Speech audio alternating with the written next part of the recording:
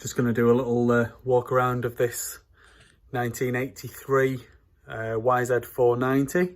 It's not completely standard. Someone's tried to make it look a bit more modern.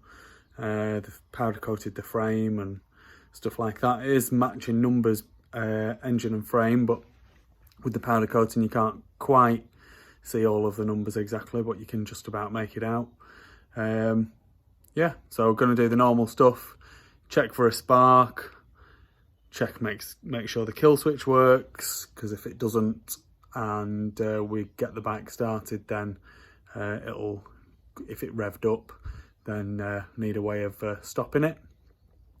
And yeah, have a look at brakes, suspension, things like that. So here we go. Front rim looks quite nice. And the twin leading shoe, front brake, all looks to be in good condition. There's no dings or dents in the front rim. Be nicer with stainless spokes, but there you go. Front forks look nice, and I did the old push down test before. They are working fine. When I was pushing the bike around before, the front brake was working. So front brake works, throttle's working good, clutch lever is working. Again, it's got one of these horrible desert tanks on it, which isn't very nice. Be better with the original one, but as I say, this bike has been, someone's tried to make it look a bit more modern by painting it blue and putting blue and white plastics on it. It's got a nice looking DG expansion chamber on it. Rubber's missing between the expansion chamber and the silencer, so that could do with a bit of looking at. Engine looks to be in decent-ish condition, other than the silicone around where the ignition wires come out. Swing arm's been polished. Again, the rear rim looks, I've just noticed that there, whether someone's hit a rock or they were really struggling changing tyres, who knows.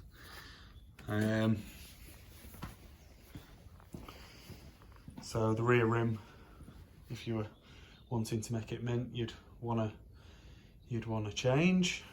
Bit of a disappointment. The rear brake works.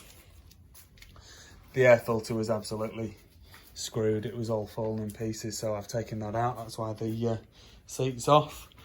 The rear shock, if you watch this, is a bit bouncy, so the shock needs to be rebuilt. Just having a bad contact there. So she sparks good, and then you won't be able to get this, but I did test the kill switch just a second ago, and that is working too. It's got the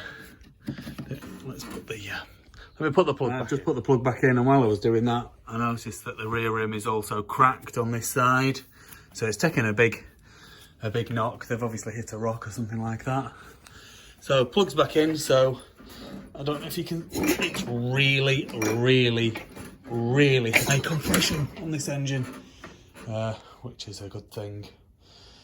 But it probably means I'm going to have to put a motocross boot on to kick it up. I did check the carb before, and the carb is nice and clean inside.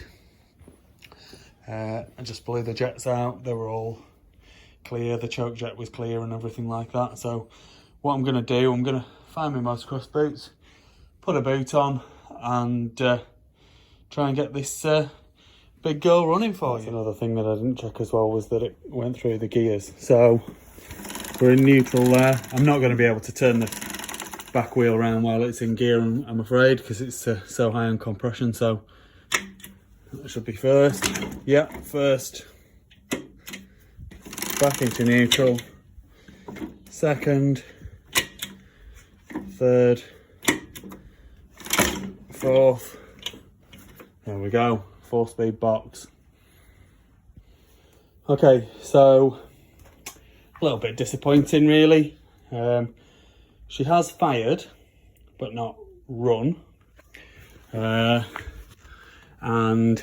if you look, there is a huge amount of compression, absolutely loads of compression.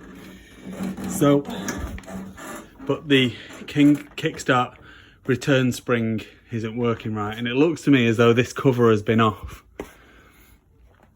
And when you look, I hadn't noticed this before, there's a crack, and this piece broke off here. I suspect it was already cracked, but when you move the kickstart, this casing is moving slightly. So rather than starting it at the minute, I would suggest that this cover needs to come off, and a bit of investigation as to what's going on inside there. Maybe the kickstart return spring has come off or something like that. So again, I'm just going to stick this up for sale as it is,